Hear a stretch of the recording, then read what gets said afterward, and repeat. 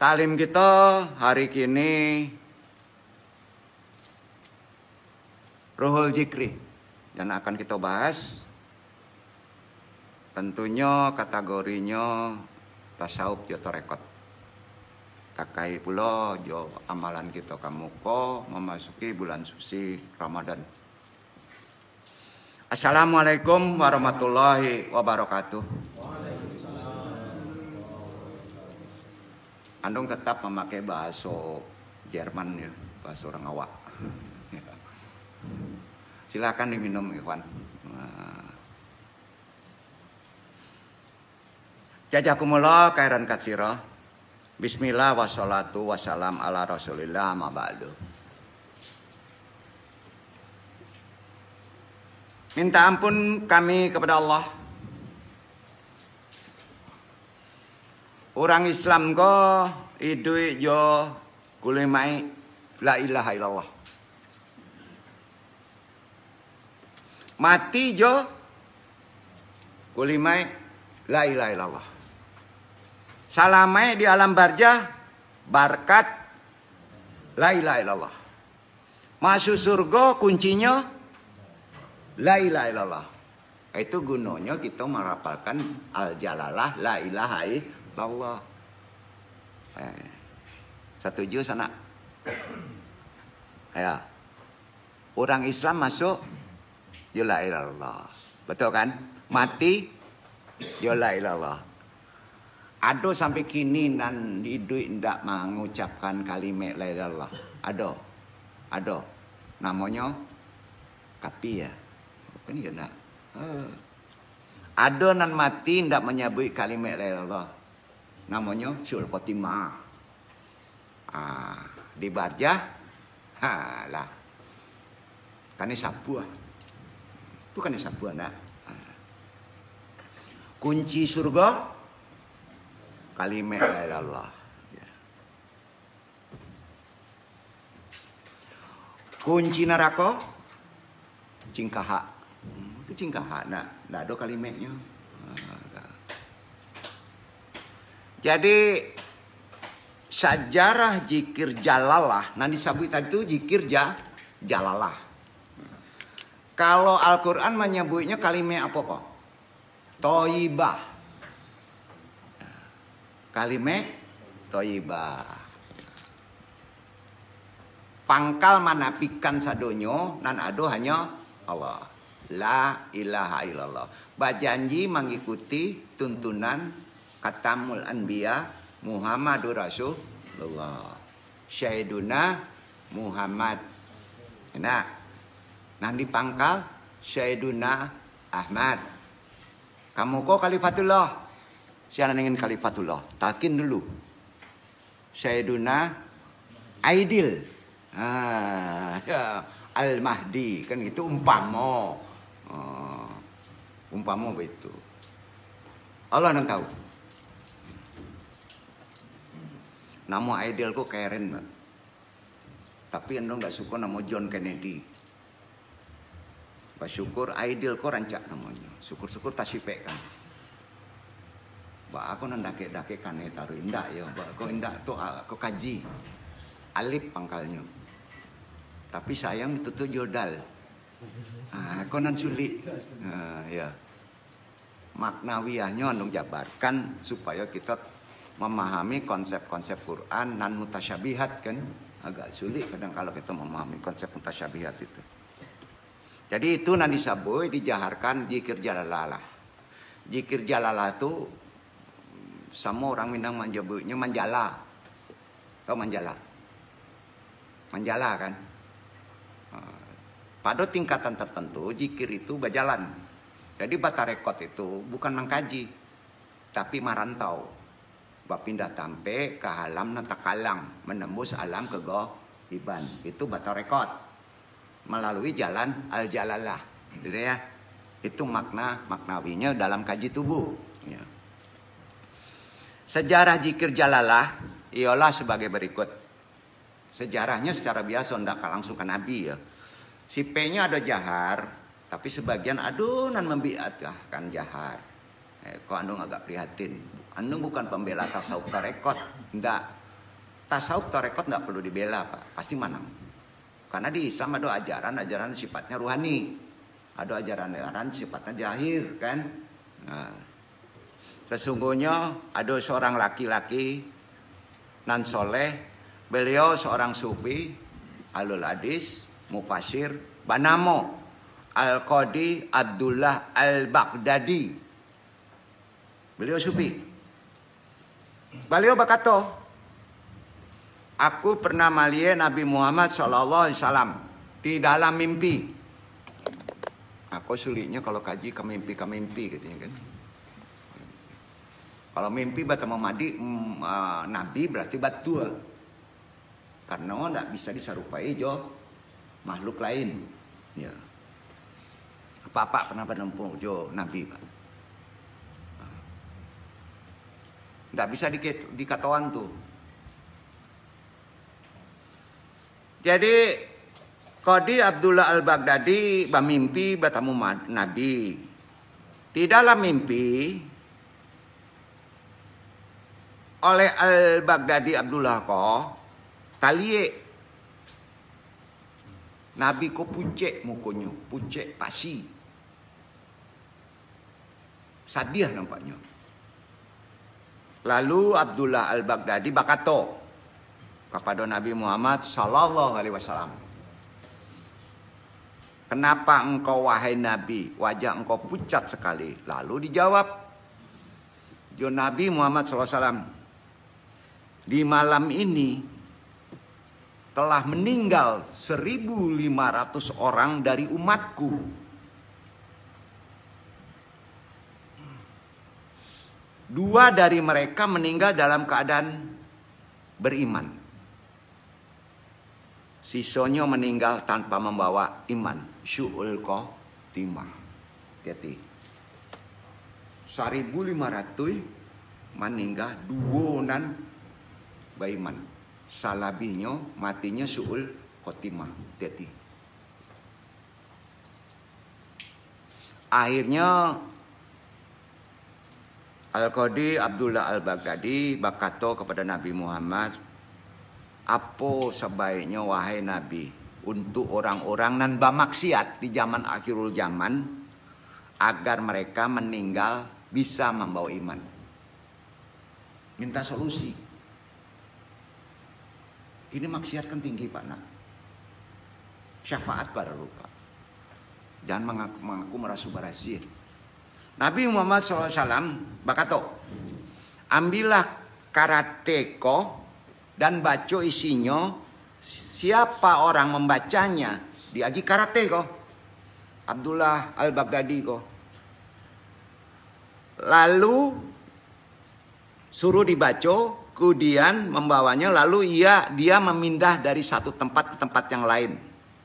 Setelah dibaca suruh pindah dari satu tempat ke tempat lain. Artinya sebarkan, ajarkan kalimat yang ada di karate tadi. Maka kata Nabi, termasuk itu golonganku. Termasuk golonganku. Kalau inyo bisa mengajarkan, kalau bisa mengamalkan, termasuk golonganku kata Nabi. Dan aku akan meninggal dalam keadaan baiman, husnul khotimah, walaupun sinan banyak dosa. Itu kece Nabi. Akan tetapi siapa orang yang telah mendengarkannya, siapa telah mendengarkannya, tahu isi karate itu, boleh disebarkan. Dia tidak membacanya, tidak mengamalkannya, tidak menyebarkannya, maka dia lepas dariku dan aku pun lepas darinya. Hadis sahih. Melalui mimpi hadis itu. Kan itu. Berarti Al-Baghdadi menyampaikannya tidak mungkin membohong loh. Hadisnya mimpi betul gitu.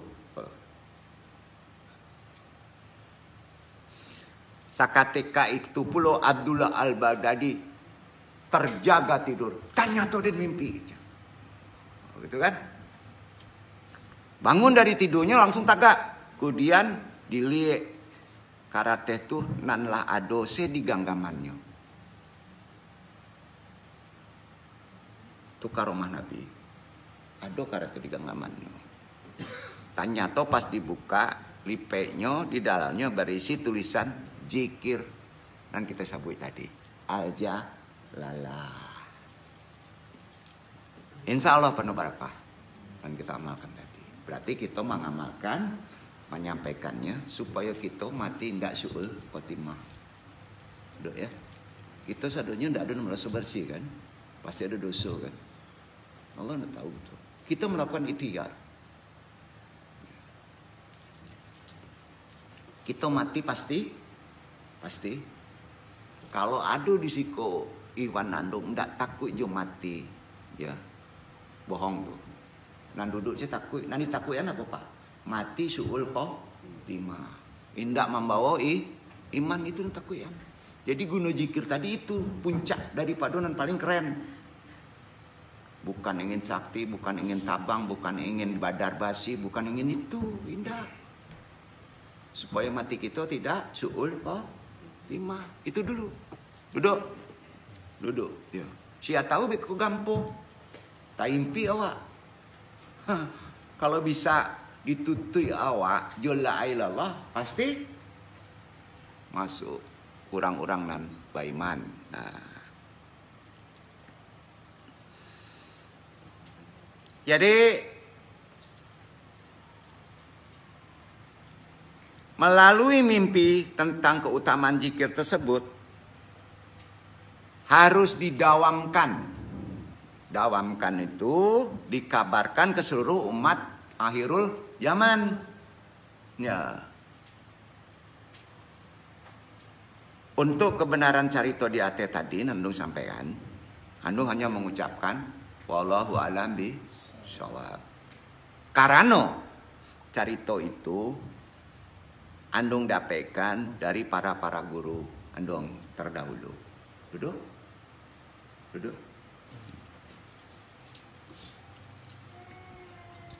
Akhir dari carito tadi tentunya ada hikmah. Nan sipeknya sangat rahasia bagi umat Nabi Muhammad SAW supaya bisa selamat dari hilangnya iman. Jangan sepelekan pak, iman itu bisa hilang mendadak. Ya. Syahid Malik rahimahullah. Ya. Dalam kitab Kulasyatu Syawarikil Anwari min adiyati syadatil akhyar, ya, menganjurkan agar zikir iko dibaca diawali dahulu je membaca Asmaul Husna atau sipe 20 kapatang dulu sampean. Itu. Jadi kalau kita seorang tidak berjamaah, tidak ada runut wasilah, awak seorang diawali jo Asmaul Husna dulu. Itu adab kece Nabi. Baru kita boleh bajikir langsung la ilaha illallah 33 kali atau 156 kali atau 56 kali. Tapi diawali jo Asmaul Husna, hadis ko sahih. Jadi antum boleh baca Ya Rahman, Ya Rahim. Gak tuntas gak apa, tapi diawali dulu. Jo Asmaul Husna. Insya Allah, mudah-mudahan Allah berkehendak kita matinya tidak syu'ul khotimah. Husnul khotimah. Mati baik.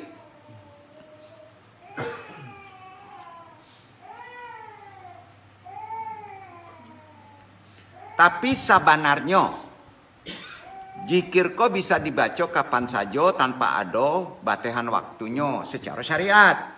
Hanya saja ada waktu-waktu nan lebih afdol atau nan dianjurkan oleh para ulama dalam membacanya. Kemudian sebaiknya dibaca dawam. Kalau seorang dulu kita sama tahu di surau zaman saya di kampung khusus di Nagari Minangkabau. Saat ini hari menjelang sholat subuh, tadangan ada orang batahlil pak. Kini lah hilang. Dari 1.500, nan 2 lah mulai jarang.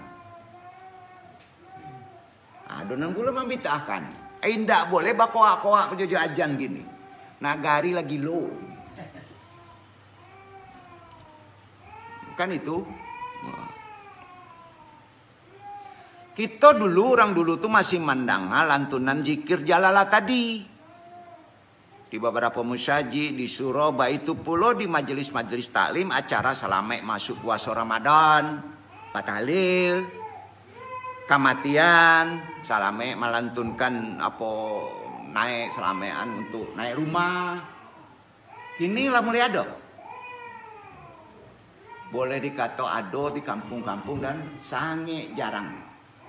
Padahal hadisnya perintahnya jelas, baik itu di sisi tasawuf maupun di sisi syariat. Jangan khawatir apa zikir jahar teh, walaupun digalaan orang.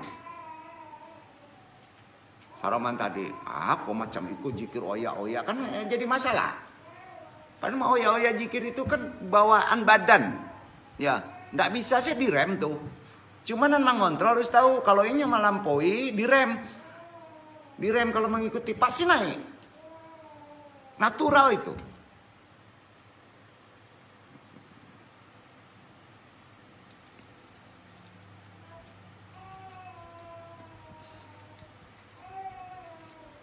Jadi itulah gunanya kita melakukan zikir tadi. Nah, dulu larame masih dilafazkan. Baik dalam acara apa saja, terutama ziarah pun kadang-kala baik itu Pak, kalau awak ziarah membaca Al-Quran, ada yang tidak boleh. Tapi ada yang membolehkan. Ayat-ayat tertentu. Tapi zikir tidak dilarang. Tahlil tidak dilarang. Bahkan Nabi tahlil.